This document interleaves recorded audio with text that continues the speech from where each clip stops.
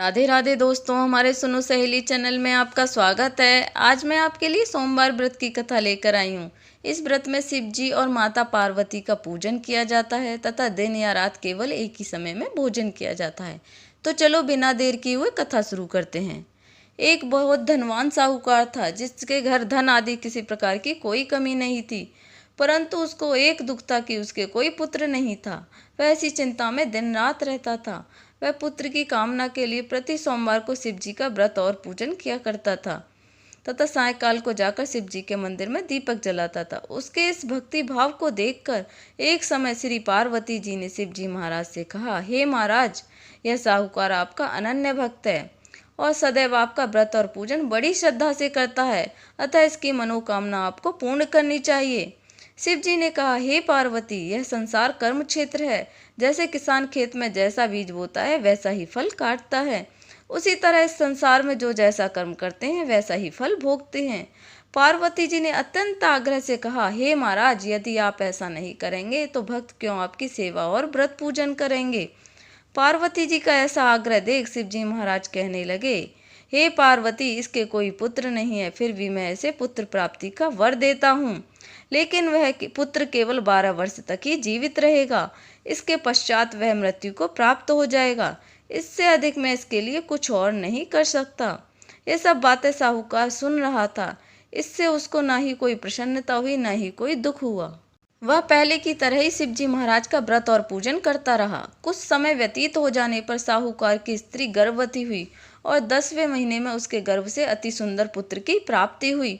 साहूकार के घर बहुत खुशी मनाई गई, परंतु साहूकार ने उसकी केवल 12 वर्ष की आयु जानकर कोई अधिक प्रसन्नता प्रकट नहीं की और न ही किसी को भेद बताया। जब वह बालक 11 वर्ष का हो गया तो उस बालक की माता ने उसके पिता से विवाह आदि के लिए कहा, तो वह साहूकार कहने लगा कि अभी मैं इसका विवाह नहीं करूंगा, अभी मैं इसे काशी जी पढ़ने के लिए भेजूंगा। फिर साहूकार ने अपने साले को बुलाकर उसको बहुत सा धन देकर कहा, तुम इस बालक को काशी जी पढ़ने के लिए ले जाओ और रास्ते में जिस स्थान पर भी जाओ यज्ञ करते और ब्राह्मणों को भोजन कराते हुए जाना। वे दोनों मामा भांजे यज्ञ करते और ब्राह्मणों को भोजन कराते हुए जा रहे थे। रास्ते में उनको एक शहर पड़ा। उस शहर में राजा की कन्या का विवाह था और दूसरे राजा का लड़का जो विवाह कराने के लिए बारात लेकर आया था वह एक आंख से काना था। उसके पिता को इस बात की बड़ी चिंता थी कि कहीं वर को देखकर कन्या के माता पिता विवाह में किसी प्रकार की अड़चन पैदा न कर दें। इस कारण जब उसने अति सुंदर सेठ के लड़के को देखा तो मन में विचार किया कि क्यों न दरवाजे के समय इस लड़के से वर का काम चलाया जाए। ऐसा विचार करके वर के पिता ने उस लड़के के मामा से बात की तो वे दोनों मान जाते हैं। फिर उस लड़के को वर के कपड़े पहनाकर घोड़ी पर चढ़ाकर दरवाजे पर ले जाते हैं और सब कार्य बड़ी प्रसन्नता से पूर्ण हो जाते हैं। फिर वर के पिता ने सोचा कि यदि विवाह का कार्य भी इसी लड़के से करा लिया जाए तो क्या बुराई है। ऐसा विचार करके लड़के और उसके मामा से कहा, यदि आप फेरों का कन्यादान का काम भी पूरा करा दें तो आपकी बड़ी कृपा होगी और मैं इसके बदले में आपको बहुत सा धन दूंगा। तो उन दोनों ने स्वीकार कर लिया और विवाह का कार्य भी बहुत अच्छी तरह से संपन्न हो जाता है। परंतु जिस समय लड़का जाने लगा तो उसने राजकुमारी की चुंदरी के पल्ले पर लिख दिया कि तेरा विवाह तो मेरे साथ हुआ है, परंतु जिस राजकुमार के साथ तुझको भेजेंगे वह एक आंख से काना है और मैं तो काशी जी पढ़ने के लिए जा रहा हूँ।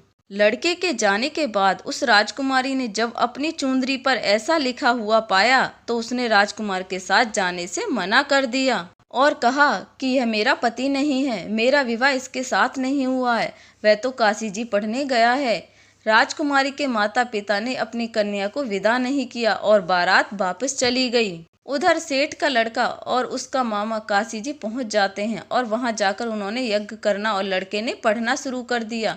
जब लड़के की आयु 12 साल की हो गई तो उस दिन उन्होंने यज्ञ रचा रखा था कि लड़के ने अपने मामा से कहा कि मामा जी, आज मेरी तबीयत कुछ ठीक नहीं है।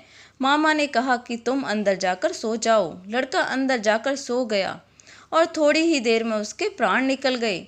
जब उसके मामा ने अंदर जाकर देखा तो वह मुर्दा पड़ा था। यह देख उसको बड़ा दुख हुआ और उसने सोचा कि अगर मैं अभी रोना पीटना मचा दूंगा तो यज्ञ का कार्य अधूरा रह जाएगा।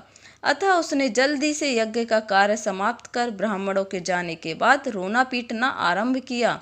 संयोगवश उसी समय शिव पार्वती जी वहां से जा रहे थे।